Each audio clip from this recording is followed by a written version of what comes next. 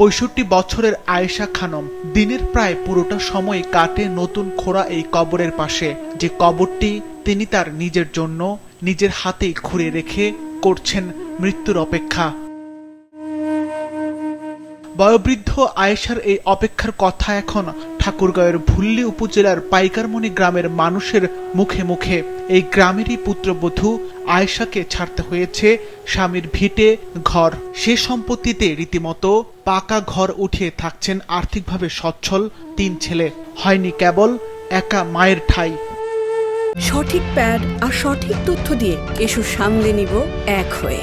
Mona Lisa sanitary napkin.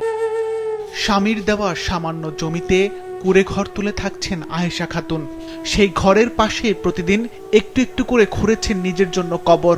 কারণ আয়েশার স্বামী আইনাল হক মারা যান ৫ বছর আগে। সে সময় বাবাকে কবর দিতে আসেনি তার কোনো ছেলে। গ্রামের মানুষের সহায়তায় স্বামীকে কবর দেন আয়েশা।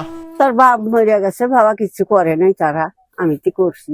আমি কষ্ট বাবা, দুটো মুরগি পাচ্ছি, দুটো ছাগল পাচ্ছি, আমি না খায় কম ঢুকছি। বৃষ্টি হলেই তার সে ছোট কুঁড়ে ঘরে জমে হাঁটু সমান পানি। ফুটো হয়ে যাওয়া টিন গলে ঢোকে বৃষ্টির জল। গ্রামবাসীর দেওয়া খাবারে কোনোদিন দুবেলা, কোনোদিন এক পেটা খেয়ে দিন কাটছে আয়েশা খাতুনের। না 18 বছর বাবা বয়স বেড়ারা বুড়ো আমাদের কাছে, আমি তো কবর দিতাম। কাপড় চোপড় কিচ্ছু দেয় না, তেল সাবান কোনোদিনও না, গোস্ত মাছও খিলে না। ওটা ওই বড় বেড়াতে আর দেখে না। পড়শিরা বলছেন মায়ের দায়িত্ব নেওয়ার কথা বললে সন্তানরা খেপে যায়, দুর্ব্যবহার করে প্রতিবেশীদের সঙ্গে। কবর খুঁড়ে রাখছে, যদি মরার পরে যদি তার ছেলেরা যদি তাকে না দেখে, এলাকাবাসীর কাছে বলে গেছে সবাই মারি দিবেন।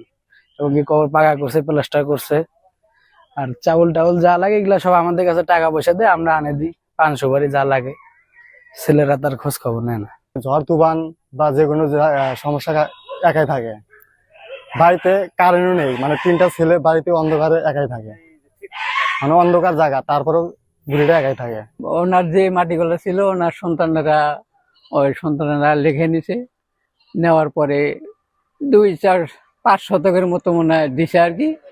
ওই মাটিটার ভিতরে একটা ঘর তুলে উনি থাকেন আর কি। বৃদ্ধার ভরণ পোষণ ও নিরাপত্তা নিশ্চিত করতে প্রশাসনের হস্তক্ষেপের দাবি স্থানীয়দের। সিফাত রহমান, মাছরাঙা নিউজ ডেস্ক।